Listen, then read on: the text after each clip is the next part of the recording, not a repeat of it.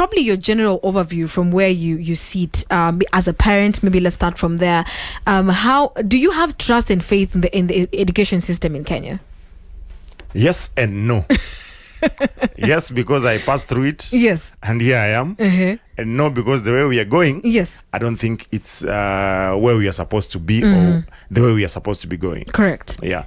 Number one, we are coming from a very different trajectory, having that the last government that was there. And you remember the reforms that were brought by then C.S. Matiang'i, yes, when he was in education. Yes. And then Professor Magoha came in. We were going well until the introduction of CBC. Not that CBC is bad, but the way it was introduced, and you saw how the Kenya National Union of Teachers and KUPPET complained about the training for teachers and preparedness for parents and even for pupils and students. It was so different. It could have been better. How? Maybe take more time in training teachers, take more time and make the parents understand how it is going to be, and also the students how it's going to be. Right now, we're having the J.S.S, the junior secondary school. Yes. They're reporting next week on Monday. That is 30th, I believe. How they are reporting, they even don't know. Number one, a week ago, the Ministry of Education said now the principals are to choose the uniform that these J.S.S pupils will have, or students will have. Yes. 1 week to the opening of schools. So this is supposed to, they choose, communicate to parents, and then parents go to get the uniform. And also, I think, have to agree as a school, yes, because the board has to be there to agree. All that in 2 weeks. Yes. And then communicate to parents, and then uniform distributors have to be alerted that this is what we want. Logos, yes. I don't know the way. Are we ready for 30th? Oh my goodness. For me, I don't think they're ready for 30th. Yes. Leave alone the stories of uniform. The curriculum, it might be there, yes, on paper, but practically with the teachers, are they conversant with what they're going to teach starting Monday? If you ask me, I don't think so. Let's come to infrastructure. Yes, we've been building infrastructure since last year, beginning of last year, before the last government went out. And the last time we heard from Professor Magoha, the former education CS, he said that 99% is already done. But the plan was 99% was done. But if you look at public schools and private schools, they were doing things differently. Public schools, the secondary schools that are existent, or the high schools, were also preparing for the junior secondary. Correct. Primary schools, not very much, because they didn't know, will they be remaining in the primary schools? Will they be going to the secondary schools? But the private schools, the primary ones, were prepared. They were saying that maybe these guys may just be remaining here, so let us even have more classes for them. But you have to realize that more private schools, there are no more private schools than public schools. More students or more pupils are in the public schools than the private schools. Correct. So that means there's a stalemate, because primary schools are not more prepared in infrastructure, the labs and all that. Last week we had that the CS said that 15,000 capitation for every student will be released by next week on Monday. That means that is their school fee for tuition. Because if you're in day school, then it is free education. Later on, 2 days later, he says that 4,000 will be used from that 15,000. 4,000 will be used for the construction of labs. Of labs, yes. What does that tell us?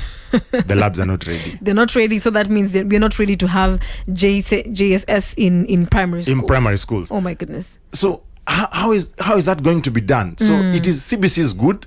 The whole process, I may not fully understand it, but the knowledge that I have about it, it's good. I'm a homeschooler, and it's close to IGCSE, yes, close to ACE, but not really, because all those are like people or student driven. But CBC, more involvement on the teacher, and also a lot of involvement to the student and the parent. It's more practical. Yeah, more practical. Leaning more on the practicals. But again, I asked the question: 844 was good even in practicals. Correct. Why did we water it down? Yes. Because we began with, when we were in primary school, we were doing 12 subjects. 12. Yes. And then it was cascaded down to 7. Yes. And then to 5.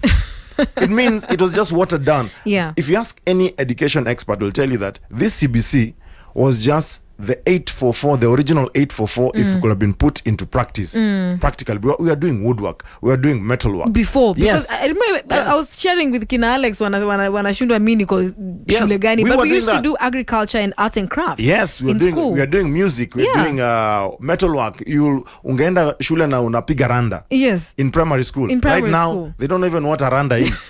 Ukimwambia piga randa anafikira ni ile ya fundi wa mbao, ile song.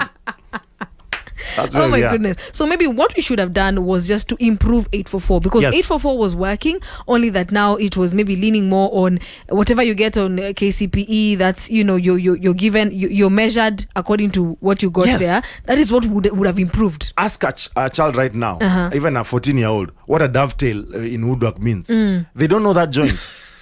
They don't know what a dovetail is. They'll ask you, where is the dove? Yes. And you remember we had PE lessons. Yes. Remember PE lessons? Very practical ones. Mathematics teacher will come and say, now that PE lesson, I'm taking it for mathematics. Oh my. We suffered. That is where we walked away from this CBC in 844. But I agree with you. I totally agree with you, because the preparation bit, we have some schools, for example, you find that private schools that have been set up in such a way that they can't be expanded.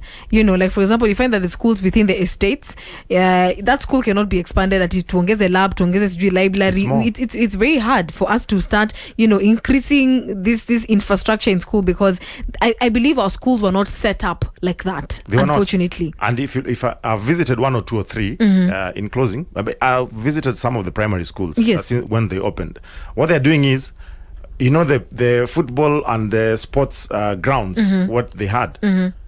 Public schools they have very big grounds. Correct. So that's what they're cutting from. Yes. So does that mean you're even limiting children now even in playing? And you'll be having both this J.S.S for 3 more years. Yes. And then you'll be having this class 1 to 6 for those 6 years. So it means you'll have more students for more time. Correct. In these schools, and you'll not have enough space. Enough space for them, because play is work for the children. They need to play. At the end of the day, play is part of lazima iko kwa timetable. It has to be there at the end of the day. So maybe just in closing, you can tell us maybe how can the government make the education situation better? Because right now we are already in the middle of it. It's like a pandemic. I don't even understand what's happening. Yes, we are. Yes, we are. And we can't walk away. There is no going back. The train has already left the station. Correct. CBC is here to stay. Yes. And it's not a matter of asking, should we stay with CBC or not? We're already in. That is what under the bridge.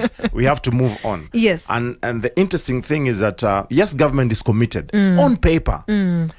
But is government committed practically on ground? Are things happening? That is a big question that government and the Ministry of Education has to answer. But the good thing is that the light side of it is we have we have a lot of private schools also coming up, and also faith-based schools. Correct. Like Catholic has really invested in education, and that is good. And they put in money even to more infrastructure and all that. They don't depend on government, even though government has taken more schools, Catholic schools, to be public schools, which is good, because this religion has invested in education, which is good. So we'll have more students being sucked in the J.S.S. And I just pray that in the next 3 years we'll prepare for the senior secondary school. Correct, because that's not something else. Yeah, that is coming. Yeah. This year we are having 2 intakes again, because we have the class 8s, and then we'll have the second class 6 going to J.S.S. Yes. We hope we'll prepare well. And then after that, then we'll not be having now class 8s. So those who are in class 5 right now, grade 5, will be going to grade 6 next year, and then we'll not be having 7 and 8, because they've already moved on to secondary school. Correct. So I think we'll have more infrastructure where now the class 8s are occupying. Maybe next year it will be easier, but this year I'm seeing a stalemate. Next week on Monday, iko shida. It's gonna be dramatic. Yeah, let's just say it the way it is. Next week on Monday, iko shida. Hata uniform hatujui ni gani. Actually, I wish they just said maybe wangeongezea tu tie. As in, just make it even easy for the parents. But I see what they go. They'll say, now class JSS, boys, you're wearing trousers. Yes. And girls, you'll be having skirts instead of dresses. They should just have kidogo tu, wangetwitch kidogo tu ndio pia wasaidia wazazi. Make it easier. Use the other uniform and put a ribbon in your shirt. Na tuendelee. Make it very easy for everyone. But thank you so much, Gibson, for coming through. 96.9 FM, Pearl Radio.